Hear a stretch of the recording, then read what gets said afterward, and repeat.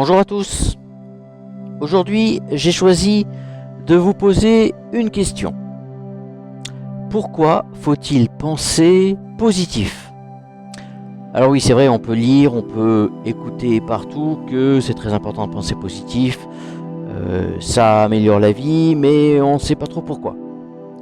Donc on écoute, c'est toujours très sympa d'écouter, mais sans pouvoir y donner un peu de sens, c'est un peu compliqué de s'approprier ces mots.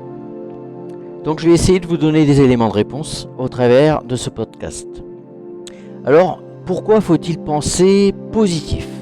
Il faut savoir que le cerveau ne comprend pas la négation. Effectivement, si je vous demande de ne pas penser à un éléphant assis sur une branche, vous serez dans l'impossibilité d'accéder à ma demande. Alors pourquoi ? Très bonne question. Eh bien simplement parce que le cerveau doit d'abord visualiser la situation avant de pouvoir s'interdire d'y penser.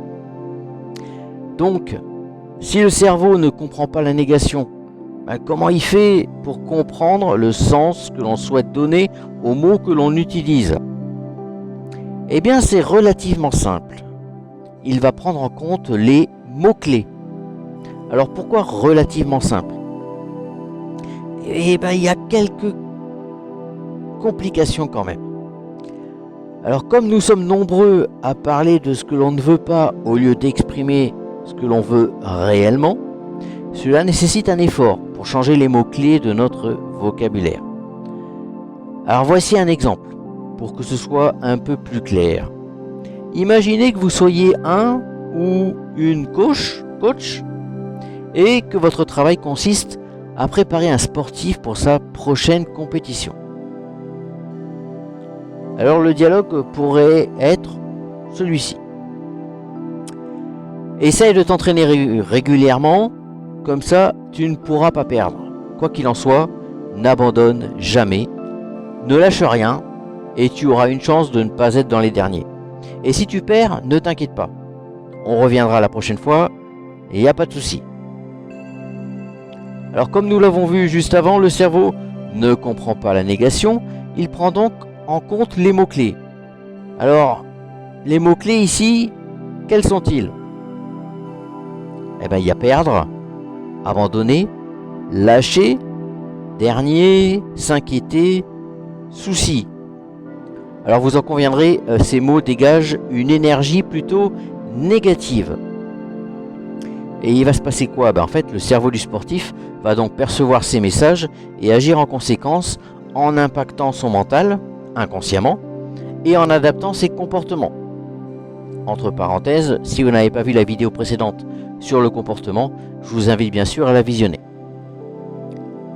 Alors, voici une autre version de ce que pourrait être ce fameux dialogue.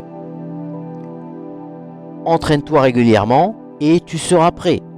Quoi qu'il en soit, accroche-toi, persévère et tu finiras par gagner. Et si tu finis seulement dans les 3 premiers, rassure-toi, nous reviendrons la prochaine fois et tu gagneras. En changeant ainsi quelques mots-clés, vous vous êtes peut-être déjà rendu compte, l'énergie transmise est bien plus favorable pour mettre le sportif dans les meilleures conditions.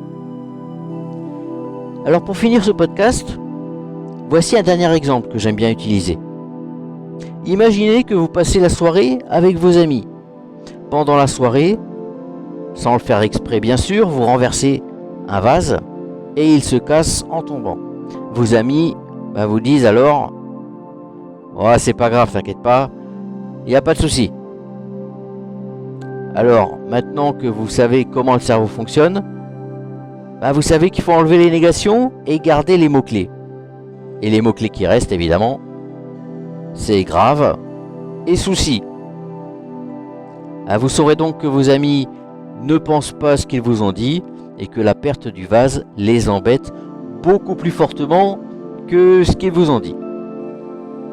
En fait, il y aurait tant de choses à dire sur ce sujet, mais bon, je vais quand même m'arrêter là pour ce podcast, sinon il va durer bien trop longtemps. Alors, vous avez des questions sur ce sujet ? Vous pouvez bien sûr les poser dans les commentaires. Et pour ma part, en attendant de vous lire, je vous souhaite une très bonne fin de journée. Au revoir.